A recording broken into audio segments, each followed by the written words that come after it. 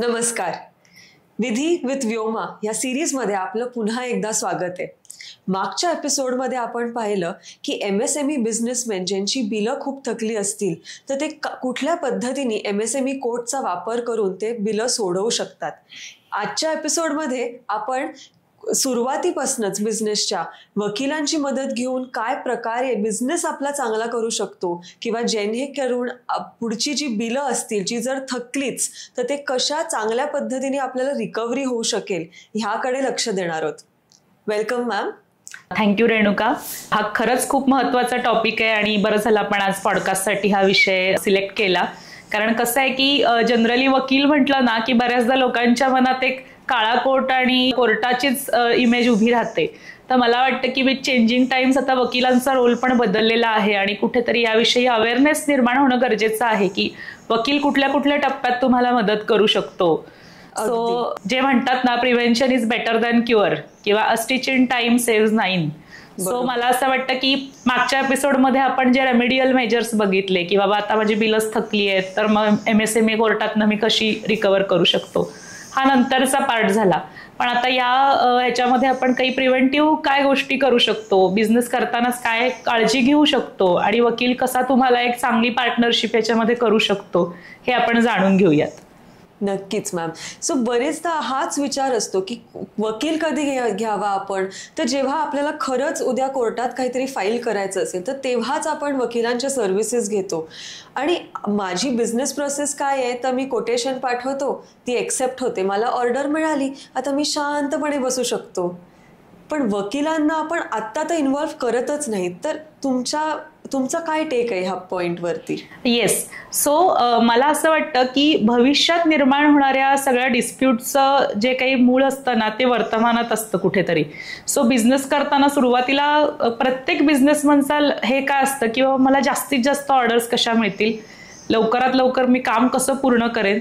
या सगळ्यामध्ये आपण सगळ्यात महत्त्वाचा भाग जो असतो ते म्हणजे काय टर्म्सवरती काम ऍक्सेप्ट झालेलं आहे, काय डिलिव्हरेबल्स मी देणं अपेक्षित आहे, हे सगळं रायटिंगमध्ये असणं खूप गरजेचं आहे. कारण काय होतं बऱ्याचदा मार्केटिंगच्या अँगलने म्हणा किंवा कॉम्पिटिशन आज खूप आहे तर थोडंसं आपण कधी कधी ओव्हर स्टेटमेंट करतो किंवा समोरच्या स्वतःच्या काही कॉन्सेप्ट असतात आणि हे सगळं जेव्हा तोंडी होतं ना त्यावेळी सगळा मोठा म्हणजे प्रॉब्लेम तिथे होतो असं मला वाटतं की मग ज्यावेळी उद्या डिस्प्यूट्स होतात त्यावेळी एक्झॅक्टली काय ठरलं होतं आपल्या दोघांमध्ये, मग मला हे अपेक्षित नव्हतं, मग मला ते अपेक्षित नव्हतं, मग डिसअपॉइंटमेंट आणि मग सगळेच प्रॉब्लेम होऊन बसतात. सो हे सगळं आपण अवॉइड करण्यासाठी सुरुवातीपासूनच वकिलांची मदत घेतली तर फारच बरं होईल असं मला वाटतं. बरोबर. म्हणजे आपण कोटेशन ज्या लेवलला पाठवतो त्याच लेवलला आपण सगळे टर्म्स अँड कंडिशन्स त्याच्यात लिहून दिले तर तीच मदत आपण ह्याच्यात कव्हर करतोय का अजून काही? सुरुवातीला अगदी स्टार्टअप बिझनेस म्हणजे असतात त्यांच्यासाठी तर मला हेच सांगायचं आहे की कोटेशन असेल किंवा तुमची परचेस ऑर्डर ज्यावेळी तुम्ही देता त्यावेळी ज्या काही टर्म्स अँड कंडिशन्स असतील त्या क्लिअर करणं हे खूप गरजेचं आहे. कारण काय आहे की एक्झॅक्टली काय कंडिशन्सवरती मी ते काम ऍक्सेप्ट करणार आहे किंवा कुठल्या बेसिसवरती कामात पुढे जायचंय ही रोल क्लॅरिटी सुरुवातीलाच असणं गरजेचं आहे. बऱ्याचदा असं होतं की मी बिझनेस करायला जाते आणि समोरचा मला काहीतरी कोटेशन पाठवतो ज्याच्यात खूप बारीक बारीक अक्षरात टर्म्स अँड कंडिशन्स लिहिलेल्या असतात ज्या मला वाचायलाही वेळ नसतो आणि मला सवयही नसते. तर अशा वेळी सुद्धा ह्या टर्म्स अँड कंडिशन्स आपल्याला कुठे गोत्यात आणू शकतात का, ह्या कुठे प्रॉब्लेम करू शकतात. तर या दृष्टिकोनातून असं हे पटकन डील ऍक्सेप्ट करण्याच्या आधी वकिलांकडून ह्या सगळ्या गोष्टी व्हेरीफाय करून घेणं याच्यामध्ये सुद्धा खूप वकिलांची मदत होऊ शकते असं मला वाटतं. की पटकन काहीतरी मी ऍक्सेप्ट केलं आणि मग नंतर मला कळलं की this invoice is subject to Hyderabad jurisdiction. उद्या is it possible for me की 3 आणि 4 लाख रुपयाच्या रिकव्हरीसाठी मी हैदराबादात जाऊन ती केस करू शकतो का, माझा ट्रॅव्हल टाइम आला, वकिलांची फी आली. सो या गोष्टी आपण वाचत नाही, त्याच्याकडे जी काळजी दिली गेली पाहिजे ती देत नाही आणि मग नंतर जाऊन आपल्याला वाटतं की सगळंच प्रॉब्लेमॅटिक झालं असं होतं. बरोबर, अगदी बरोबर. आणि ह्याच सगळ्या पर्स्पेक्टिव्हनी म्हणजे हे टर्म्स अँड कंडिशन्स व्यवस्थित असणं, this helps in the future.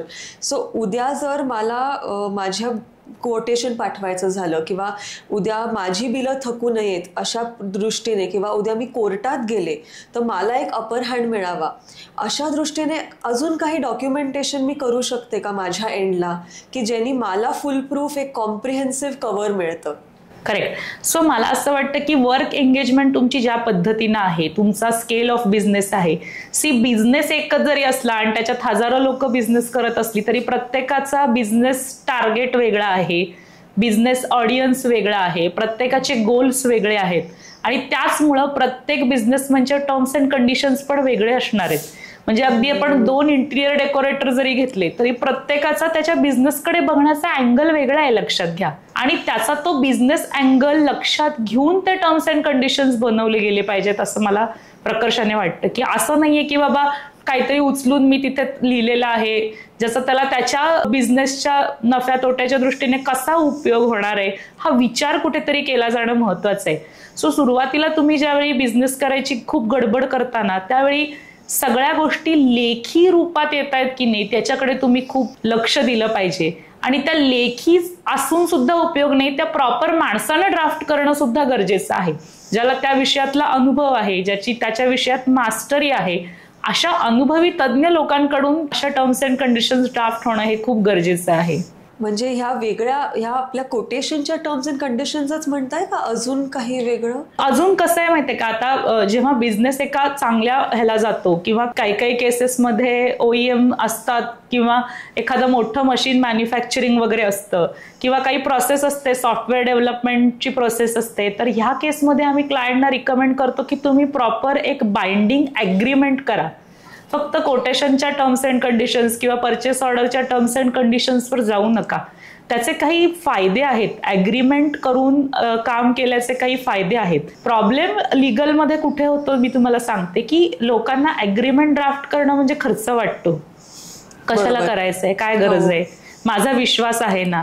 म्हणजे पार्टनरशिप करताना पण लोक याच भावात जातात की अरे हा तर माझा दोस्त आहे, काय प्रॉब्लेम येणार आहे, आमचे डिस्प्यूट होऊच शकत नाहीत. आणि अशाच केसेसमध्ये जास्त डिस्प्यूट झालेले आपण बघतो.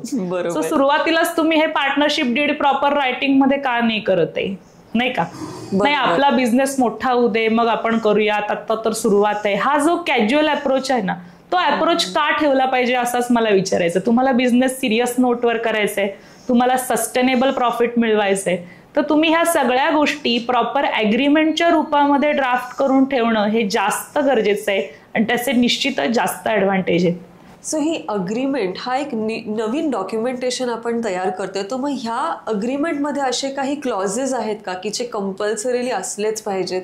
हो. आता जेव्हा आपण ॲग्रीमेंट म्हणतो, आता आपण हे ठरवलंय की आता आपण आपला बिझनेस खूप सिरियस मोडवर करायचा आहे, तर ॲग्रीमेंट करताना नुसतंच एक ठोकळं ॲग्रीमेंट कुठला तरी मी ऑनलाईन ड्राफ्ट उचलला आणि ॲग्रीमेंट केलं असं तर होत नाही. त्याच्यामध्ये काही महत्त्वाचे क्लॉजेस आहेत. से फॉर एक्झाम्पल आता आपण कन्सिडरेशन किंवा पेमेंटच्या टर्म्स आहेत, तर तुमचे पेमेंट माइलस्टोन्स काय आहेत, पहिला माइलस्टोन काय आहे, दुसरा माइलस्टोन काय आहे, त्याच्यामध्ये जर पेमेंट वेळेत झालं नाही तर त्याचे काय परिणाम असणार आहेत, किंवा सगळ्यात महत्त्वाचा भाग जो आहे तो म्हणजे लिमिटेशन ऑफ लायबिलिटी. मी एखादी गोष्टीची जबाबदारी घेते आणि ते प्रॉडक्ट किंवा ती सर्व्हिस द्यायची माझी जबाबदारी आहे, पण उद्या जर काही गडबड झालं, जर ते व्यवस्थित देऊ शकले नाही मी किंवा काही नैसर्गिक आपत्तींमुळे त्याच्यामध्ये डिले होत असेल, तर त्या केसमध्ये माझी लायबिलिटी ही किती असली पाहिजे हे सुद्धा कुठेतरी गरजेचं आहे डिफाईन होणं. किंवा नुकसान भरपाई आहे, आज मी कुठल्या तरी माणसाला रिक्रूट करून त्याच्याकडून काहीतरी महत्वाचं प्रॉडक्ट बनवून घेतेय, जर त्यानं ते मला वेळेत दिलंच नाही किंवा त्याच्यामध्ये काही मेन मॅन्युफॅक्चरिंग डिफेक्ट राहणार असेल तर ती नुकसान भरपाई त्यानं मला काय एक्सटेंट पर्यंत केली पाहिजे. असे खूप सारे क्लॉजेस आहेत. कॉन्फिडेन्शियलिटीचा क्लॉज आहे, आज मी कुठलं तरी निश प्रॉडक्ट डेव्हलप करतेय, त्याच्यातले काही महत्वाचे ट्रेड सिक्रेट्स मी समोरच्यावर शेअर करतेय आणि असं काही आपल्यामध्ये कॉन्फिडेन्शियलिटीचा टर्मच नाहीये, क्लॉजच नाहीये. उद्या त्या व्यक्तीने माझ्याकडून ती सगळी इन्फॉर्मेशन घेऊन दुसऱ्या कुठल्या तरी कॉम्पिटेटिव्ह कंपनीला विकली किंवा त्यांना ही माहिती दिली तर हे माझं केवढं मोठं नुकसान आहे. बरं, हे नुकसान आपण कशासाठी करून घेतोय, म्हणजे काही लाखांचं नुकसान आपण काही हजारांसाठी करून घेतोय, ज्याच्यामध्ये काहीच सेन्स नाहीये. इंटेलेक्च्युअल प्रॉपर्टीचे क्लॉजेस असतात. आजकाल बऱ्याचशा गोष्टी ट्रेडमार्क आहेत, पेटंटेड आहेत, या गोष्टी सुद्धा आपण ॲग्रीमेंटमध्ये कव्हर करतो. सो एकंदरीत एखादं बिझनेस ट्रान्झॅक्शन हे स्मूथली कव्हर होण्यासाठी आपण सुरुवातीला का भेटलो, आपला ऑब्जेक्ट काय होता भेटण्या पाठीमागचा, आपलं वर्क स्पेसिफिकेशन काय आहे, आपल्या एकमेकांचे रोल्स अँड रिस्पॉन्सिबिलिटीज काय काय आहेत, काय टाईपचा परतावा या ॲग्रीमेंटमधनं अपेक्षित आहे, आणि वर्स्ट केस उद्या हे सगळं बंदच करायचं झालं, टर्मिनेट करायचं झालं तर एक्झॅक्टली नोटीस पिरियड किती असला पाहिजे, राईट. त्याच्यामध्ये एकमेकांना आपण कशा पद्धतीनं त्यातनं विन विन सिच्युएशनला आउट होऊ शकतो, एक्झिट क्लॉजेस काय आहेत. मला वाटतं की एक ॲग्रीमेंट केल्यानं ह्या सगळ्या गोष्टींचं खूप उत्तम पद्धतीनं एक संचालन होऊ शकतं या सगळ्या गोष्टींचं. अगदी मॅम, तुम्ही म्हणजे माझ्या मनातला प्रश्नच विचारला की हल्ली ऑनलाईनमुळे इतके फॉर्मॅट्स अवेलेबल झालेत, मग ते क्लॉजेसचे असो, कोटेशनचे असो, पण ह्यातला धोका खूप जास्त आहे. कारण तिथलं काय नेमकं आपण पिकअप करतोय हे आपल्याला माहिती नाही, ते आपल्या बिझनेससाठी किती रेलेव्हंट आहे. त्यामुळे तुम्ही खूपच चांगल्या पद्धतीने हा पॉईंट टचडाऊन केला. आणि ह्याच बरोबर ओव्हरऑल असं जर आपण बघायला गेलं की उद्या पेंडिंग बिल्सच्या साठी म्हणजे ते थकू नये ह्या दृष्टिकोनाने बिझनेसमॅन काही वेगळ्या खबरदाऱ्या घेऊ शकतो का? येस, तुझा जो प्रश्नातला पहिला मुद्दा आहे त्याच्यावर मला आणखी थोडंसं विस्तृतपणे बोलायला नक्कीच आवडेल की ऑनलाईन गोष्टी का वापरू नयेत. म्हणजे बऱ्याचदा लोकांना असं टेम्प्ट होतं की आत्ताच तर आमचा बिझनेस सुरू झालाय ना, आम्ही कुठे लिगलमध्ये ही इन्व्हेस्टमेंट करू, त्यापेक्षा ऑनलाईन अवेलेबल आहेत ते आम्ही घेतो. तर त्याच्यामध्ये पोटेन्शियली 2 डिसएडव्हान्टेजेस मला फार मोठ्या पद्धतीनं जाणवतात. एक म्हणजे जे काही आपण ऑनलाईन उचलतो हे कुणीतरी काहीतरी रॅन्डम एका गोष्टीकडे बघून तयार केलेलं असतं, जे it may not be suitable to your business. Okay. आणि मी असे खूप फनी गोष्टी बघितल्या आहेत. म्हणजे आमच्या लिगल प्रॅक्टिसमध्ये काही गोष्टी आम्हाला व्हेटिंगसाठी पण येतात की चेक करून द्या हे सगळे क्लॉजेस व्यवस्थित आहेत की नाहीत. तर सरप्राइझिंगली असं दिसतं की काहीतरी वेगळाच ड्राफ्ट आलेला आहे ज्याचा ऍक्च्युअल बिझनेसशी काहीच संबंध नाही. म्हणजे लक्षात येतं की हा अगदीच ऑनलाईन घेतलेला ड्राफ्ट आहे. आणि त्या केसमध्ये ना समोरच्याच्या ब्रँड व्हॅल्यूवरती पण कुठेतरी अफेक्ट होतं की अरे तुम्ही काय पद्धतीचं हे करताय. म्हणजे चॉकलेट सेलचा बिझनेस असताना तुम्ही गार्मेंट मॅन्युफॅक्चरिंगचे क्लॉजेस वगैरे आलेली पण असे खूप खूप फनी इन्सिडेंट्स आम्ही बघितलेले आहेत. सो हे सगळं जे आहे ना याचा मग तुम्हाला काय उपयोग काय आहे अशा पद्धतीचा ॲग्रीमेंट केल्याचा. तो ऑनलाईन ॲग्रीमेंट म्हणजे it is a risk. I think it is a suicidal point online draft वापरणं. कारण सामान्य माणसाला ती नॅक नसते की ह्याच्यातलं काय वाचलं पाहिजे, काय घेतलं पाहिजे. आता इतक्या वर्षांच्या प्रॅक्टिस नंतर आम्हाला ते शब्द आमच्या डोळ्यांखालून बरोबर गेलेले आहेत. त्यामुळे कुठला शब्द काय अँगलनं वापरला गेला पाहिजे हे आम्हाला प्रॅक्टिसमुळे लक्षात येतं. सामान्य माणसाला त्याचे अर्थ सुद्धा लक्षात येत नाहीत. सो हा पहिला डिसएडव्हान्टेज आहे. दुसरा महत्वाचा डिसएडव्हान्टेज म्हणजे लोक बऱ्याचदा अमेझॉनचे वगैरे किंवा आणि कुठल्या बाकीच्या ई कॉमर्स वेबसाईट्स असतील त्यातल्या पण टर्म्स अँड कंडिशन्स उचलून आम्हाला दाखवतात. पण बऱ्याचदा या सगळ्या टर्म्स अँड कंडिशन्स या कॉपीराइटेड असतात.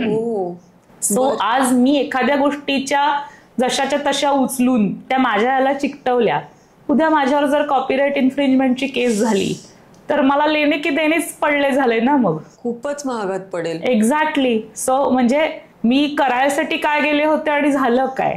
सो तुम्हाला कुठे माहितीये की हे जे काही तुम्ही ऑनलाईन मटेरियल उचलताय ब्लाइंडली हे कुणाचं तरी कॉपीराइटेड मटेरियल आहे का.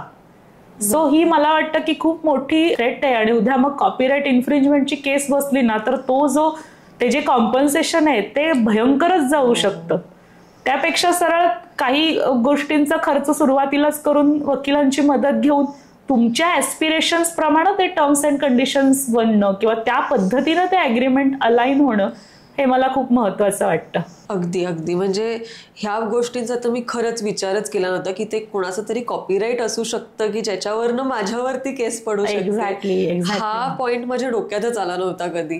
आणि ही खूपच महत्वाची गोष्ट आहे. आणि तसंच मग अजून तुम्हाला काही पॉइंट्स जे बिझनेसमॅनना घेता येतील असं काही काय आहे माहितीये का की आपल्याला बिझनेस करताना काही गोष्टी जशा आपण कॅश मॅनेजमेंट किंवा फायनान्शियल मॅनेजमेंट बघतो ना तसंच लिगलमध्ये सुद्धा थोडंसं आपण प्रोएक्टिव्ह असणं गरजेचं आहे. आता ह्यासाठी तुम्हाला अगदी काय कायदे तज्ज्ञ किंवा कायदे पंडित असणं गरजेचं आहे असं मला म्हणायचं नाही. जसं आपण सुरुवातीला म्हटलं की MSME साठी काय आपल्याला उद्यम रजिस्ट्रेशन असणं खूप आवश्यक आहे.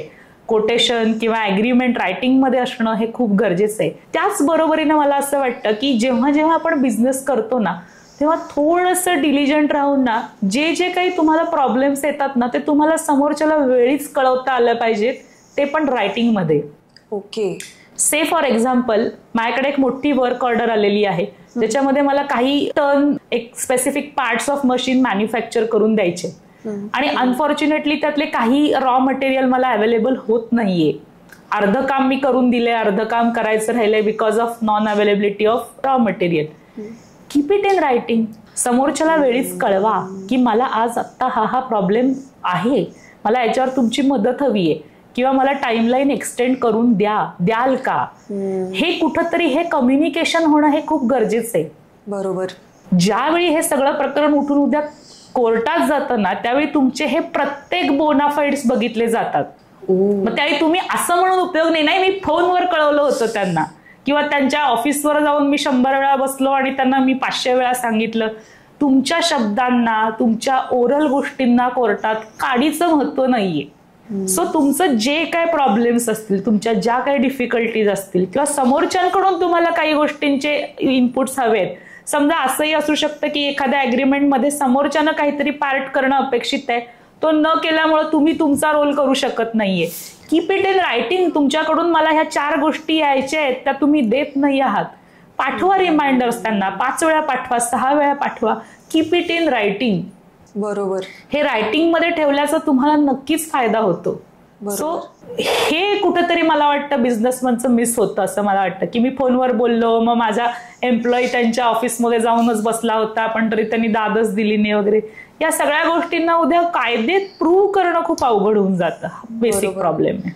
बरोबर. कुठेतरी हा संकोचही असू शकतो की कसं सांगावं, काही अडचण आली तर कशी सांगावी. पण फोनवरती सांगण्यापेक्षा एक एव्हिडन्स जो आपण क्रिएट करतो ह्याचा की त्यांनी आपल्याला पुढे खूप फायदा होऊ शकतो. आणि MSME कोर्टात का होईना का अजून कुठे. सो ह्याच्याचवरती हाच एक प्रश्न मला आता सुचला की MSME कोर्ट हा एक आपण ऑप्शन बघितला की हे थकलेली बिलं सोडवण्याच्या करता. सो कायद्याच्या प्रमाणे अजून कुठला ऑप्शन आहे का मला जिथे मी जाऊ शकते ही बिलं सोडवण्यासाठी? सिव्हिल कोर्टात तर तुम्ही जाऊ शकता. सिव्हिल कोर्टात केस करण्यापूर्वी सुद्धा तुमच्याकडे काही रेमेडीज आहेत ज्याच्यातून तुम्ही समोरच्याला त्याचा पार्ट करण्यासाठी कंपेल करू शकता, रिक्वेस्ट करू शकता किंवा लिगली त्याला एन्फोर्स करू शकता. तुमच्या हातात अशा वेळी अग्रीमेंट असेल, तुमचा चांगला ईमेल करस्पॉन्डन्स किंवा रायटिंगमध्ये काही करस्पॉन्डन्स असेल तर त्याचा तुम्हाला कायदेशीर बॅटलच्या दृष्टीने निश्चितच उपयोग होणार आहे. सो मॅम ह्याच पॉइंटवर की कोर्टात जर आपण हे सगळे रिटन कम्युनिकेशन्स असतात. सो हल्ली व्हॉट्सॲप म्हणा किंवा SMS म्हणा हे सगळे पण एक वेगळ्या फॉर्मचे कम्युनिकेशन झालेत. सो MSME कोर्ट काय किंवा सिव्हिल कोर्ट काय हे ह्या गोष्टी एक्सेप्ट करतं का एज पुरेसा एव्हिडन्स का ईमेलच पाठवायला हवा? हे असं काही नाहीये. इलेक्ट्रॉनिक एव्हिडन्स हा ऍडमिसिबल आहे कोर्टामध्ये. त्याची एक प्रोसिजर एस्टॅब्लिश केलेली आहे की एखादा व्हॉट्सअप मेसेज कसा प्रूव्ह करायचा, एखादा ईमेल असेल एखादी तर ती कशा पद्धतीनं प्रूव्ह केली गेली पाहिजे. थोडं किचकट आहे पण these type of electronic evidences are admissible in the court. जर आपण प्रॉपर प्रोसिजरने ते प्रूव्ह केलं तर नक्कीच ते पुराव्याचा भाग म्हणून वाचण्यात येतं. मी जो एक्सपिरियन्स केलेला भाग आहे तो म्हणजे लोक रायटिंगमध्ये ठेवायलाच बघत नाही. म्हणजे फार समोरच्यावर विश्वास ठेवणं म्हणतात किंवा गृहीत धरणं म्हणतात ना, तो प्रकार बिझनेसमध्ये खूप जास्त होतो. बरोबर. की मला असं वाटतं तो कुठेतरी अवॉइड करायला पाहिजे असे. से आता आमच्या एका केसमध्ये काय झालं होतं मी सांगते तुम्हाला की खूप कोटींचं ट्रान्झॅक्शन होतं आणि त्याच्यामध्ये डिलिव्हरेबल्स खूप टाइम स्पेसिफिक होते. तर त्याच्यामध्ये जो सर्व्हिस प्रोव्हायडर होता त्याच्याकडचे बरेच एम्प्लॉईज अचानक स्ट्राईकवर निघून गेले. ओके. तर त्यानं खूप हुशारीनं त्यानं ते रायटिंगमध्ये, अर्थात आम्ही त्याला तसं प्रॉपर गायडन्स केलाच होता, पण त्यानं ते ईमेलवरती अशा पद्धतीनं त्यांना विचारलं की ही टाइमलाईन माझी एक्सटेंड होऊ शकते का, माझ्याकडे इनहाऊस काहीतरी जेन्युइन प्रॉब्लेम झालेला आहे आणि त्यामुळे आत्ताची जी टाइमलाईन आहे ती माझी पूर्ण नाही होऊ शकत आहे. अँड ट्रस्ट मी, समोरची मोठी कंपनी होती, त्यांनी त्याचा बोनाफाईड बघून त्याला तो टाइम एक्सटेन्शन दिला. ओके. म्हणजे अगदी टाइम स्पेसिफिक अग्रीमेंट असून सुद्धा. आणि पुढे असं झालं ऍट द एंड ऑफ दिस, म्हणजे जे पूर्ण जे वर्क ते कम्प्लीट झालं, खूप किचकट होतं ते काम. शेवटला परत त्यांचे काहीतरी डिस्प्यूट झाले. त्यावेळी त्या समोरच्या कंपनीनं हा एक इश्यू काढला होता की यांनी त्यांचे जे डिलिव्हरेबल्स आहेत ते वेळेत दिले नव्हते. त्यावेळी आम्ही ही ईमेल प्रोड्यूस केली की त्यांनीच हा मला ऍक्सेप्टन्स दिला होता की हे उशिरा दिलं तरी आम्हाला चालणार आहे. सो सांगण्याचा उद्देश काय आहे की जर आपण हे सगळं रायटिंगमध्ये ठेवलं तर कुठल्या रायटिंग मधल्या कुणाच्या कशा ऍडमिशनचा आपल्याला कसा फायदा होऊ शकतो हे आपल्याला आता ह्या स्टेजला सुद्धा प्रिडिक्ट करता येत नाही. सो तुम्ही बोनाफाईडली समोरच्याला व्यवस्थित भाषेमध्ये, आणि मला असं वाटतं की इव्हन असे स्ट्रॅटेजिक मेल्स किंवा नोटिसेस लिहिताना सुद्धा तुम्ही वकिलांचा सल्ला घेऊन त्या पद्धतीनं ते केलं ना, तर मला वाटतं की उद्या कोर्टात तुम्हाला नक्कीच, म्हणजे वर्स्ट केस जर कोर्टात जायची वेळ आलीच तर तुम्हाला नक्कीच त्याच्यामध्ये अप्पर हँड राहील 100%. रिटन कम्युनिकेशनचा वेगळाच फायदा आहे या सगळ्या केसेसमध्ये की ओरल पेक्षा जे काय रिटन असेल ते तुमच्या फेवरमध्येच केस फिरवू शकतं. म्हणजे ह्या संदर्भातच की उद्या लीगल नोटीस पाठवायची वेळ आलीच तर त्याचे काही वेगळे फायदे असतील का? हो, मला असं वाटतं काय होतं माहितीये का की जोपर्यंत मला काहीतरी प्रॉब्लेम्स आहेत, मी तुमच्या समोर येऊन मांडतेय, माझे पैसे नाही मिळत आहेत, माझं ठरलेली गोष्ट तुम्ही वेळेत डिलिव्हर नाही करत आहेत, हे सगळे इफ्स अँड बट्स चाललेले असतात, भांडणं चालू असतात, त्यावेळी सुद्धा ना ते एका इन्फॉर्मल मोडवर कम्युनिकेशन असतं. लीगल नोटीस पाठवायचा फायदा काय आहे, ज्यावेळी वकिलांथ्रू नोटीस जाते ना त्यावेळी तो कुठेतरी एक झटका बसतो, आणि मला वाटतं की तो झटका कधी कधी गरजेचा पण असतो. कारण काय आहे की म्हणजे बघूयात ना, करूयात ना, कुठं चाललंय पळून, आपण करूयात, बघूयात, हाही थोडीशी फार आपली मेंटॅलिटी असतेच कधी कधी. पण ज्यावेळी असं लक्षात येतं अरे बापरे वकिलांपर्यंत गेलं प्रकरण, म्हणजे उद्या कोर्टात जाऊन न्यायप्रविष्ट झालं तर मग अजून त्याच्यात खेटे घालत बसायला लागतील. त्यामुळे मी तर असं रेकमेंड करते की तुमचा जो कुठला डिस्प्यूट असेल रिगार्डिंग बिझनेस ॲग्रीमेंट किंवा मनी रिकव्हरी असेल किंवा काही स्पेसिफिक परफॉर्मन्स रिलेटेड असेल, you need to necessarily send an advance legal notice to make the other party aware की बाबा हे सगळं प्रकरण पुढे कोर्टात गेलं तर हे जामच त्रासाचं होऊ शकतं. आणि समोरची व्यक्ती थोडीफार सेन्सिबल असेल आणि जर त्याला चांगला वकील, चांगला गायडन्स मिळाला तर निश्चितच यामध्ये त्यांना पण म्हणजे कुठेतरी ते उद्या अख्खी कोर्ट केस होऊन ते पुढचे सगळे डिसएडव्हान्टेज येण्यापेक्षा वेळेतच ते प्रकरण सामोपचारानं सुटू पण शकतं. बरोबर, म्हणजे एक दरारा पडतो तसा दरारा आहे त्या लीगल नोटीसचा. नक्कीच नक्कीच 100% की त्यांनी कामच आपलं लवकर होऊ शकतं. अगदीच अगदीच. सो आपण आता जसे कन्क्लुजन कडे येत आहोत तर मॅम कन्क्लुडिंग रिमार्क तुम्हाला काही द्यायला आवडेल का की जे आपले बिझनेसमॅन हा पॉडकास्ट ऐकत आहेत किंवा बघत आहेत, सो त्यांच्यासाठी काही दोन शब्द? मला असं वाटतं की लीगलकडे जे कॉस्ट म्हणून बघितलं जातं ना त्यापेक्षा त्याच्यातली येणारी व्हॅल्यू कुठेतरी बिझनेसमॅननी बघणं खूप गरजेचं आहे. की बाबा सुरुवातीपासूनच मी वकिलांचा सल्ला घेऊन माझे स्ट्रॅटेजिक ओपिनियन्स तयार करतोय किंवा माझ्या गोल्सला अलाइंड असे माझे टर्म्स अँड कंडिशन्स आहेत, किंवा आता वेबसाईटमध्ये पण मी म्हटलं जसं की बराचसा फ्लॉवरी कंटेंट असतो, तर आज मी माझी वेबसाईट आहे तर मी प्रॉपर डिस्क्लेमर टाकलेला आहे का, माझ्या पेमेंट टर्म्स अँड कंडिशन्स किंवा कॅन्सलेशन पॉलिसी व्यवस्थित ड्राफ्ट केलेली आहे का, हा कुठेतरी चेक होणं हे खूप गरजेचं आहे. आणि even from a different point of view प्रत्येकाला जसं प्रत्येकाचं फायनान्शियल ऑडिट आपण म्हणजे मोठ्या मोठ्या कंपन्यांचं होतात तसं एक लीगल ऑडिट होणं पण खूप गरजेचं आहे असं मला वाटतं. की PF ESIC वेळेत जातोय का, तो व्यवस्थित भरला जातोय का, पॉश ट्रेनिंग जे असतात म्हणजे prevention of sexual harassment at workplace त्याची ती कमिटी असते, किंवा बरेचसे लीगल कंप्लायन्सेस छोटे छोटे सांगितलेले आहेत. तर काय होतं बिझनेस करताना बऱ्याचदा आपण ओव्हरलुक करतो की असे काही मॅन्डेटरी लीगल कंप्लायन्सेस आहेत का जे आपण करतोय का, किंवा बऱ्याचदा कंपनी एखादी प्रॉपर्टी परचेस करते पण ते ॲग्रीमेंट खूप गडबडीत केलं जातं, त्याच्यात बरेचसे महत्वाचे टर्म्स अँड कंडिशन्स येतच नाही. सो इव्हन मला असं वाटतं की या सगळ्याच अँगलनं एक लीगल ऑडिट वर्षातनं एकदा प्रत्येक बिझनेसमधनं करणं गरजेचं आहे, ज्याच्यामध्ये अगदी एम्प्लॉईच्या अपॉइंटमेंट लेटर पासून ते अगदी एखाद्याला तुम्ही वॉर्निंग लेटर दिलं असेल किंवा NDA असतील किंवा तुमचे MOUs असतील, जे काही असेल मेक इट शुअर की ते तुमच्या वकिलांकडून तपासलं जातंय, त्याच्यातल्या काही गोष्टी जर चुकीच्या आल्या असतील तर त्या कशा बदलता येतील किंवा पुढच्या वेळी काय खबरदारी घेता येईल, हाही अँगल त्याच्यामध्ये कव्हर कसा करता येईल हा कुठेतरी प्रयत्न राहिला पाहिजे.